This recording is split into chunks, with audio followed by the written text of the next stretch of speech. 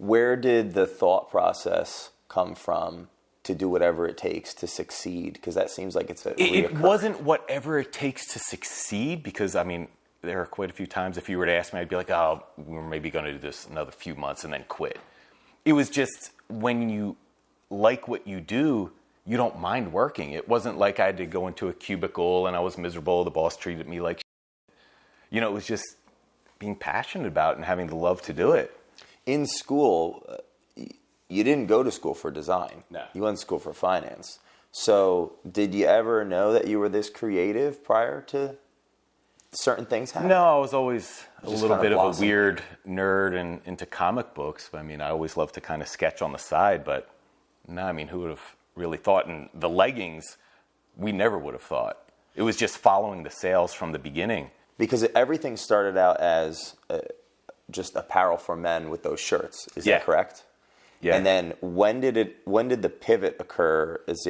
We've read some similar literature, like the 4-Hour Workweek we were talking about before this. It's like a lot of entrepreneurs like Tim Ferriss talk about pivots. Like something occurs, and then you just overcome it, or you don't.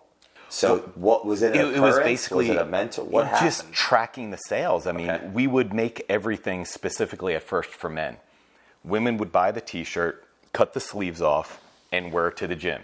When we'd go look on social media, Instagram, it wasn't men tagging us in, it was primarily women.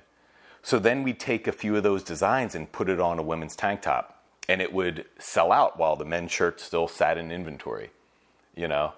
And then it just kept going. So you were from seeing there. women buy these shirts and actually cut them up and use them for themselves, and then post. How'd you find this out? They were posting on their Instagram, and you just checked if they were Instagram, tagging Facebook, tagging us in. You know, and the sales at first too were so small, you could literally track them and, oh wow, I know her. I know her from Instagram. I know her. Did you ever ask them and figure out, well, what is going on here? We wanted to do this. How did you figure that out? That's interesting. Well, like I said, it was just tracking the sales and seeing the men's item just sitting there. And even some of the shirts that were specifically made for men, it was the women buying it.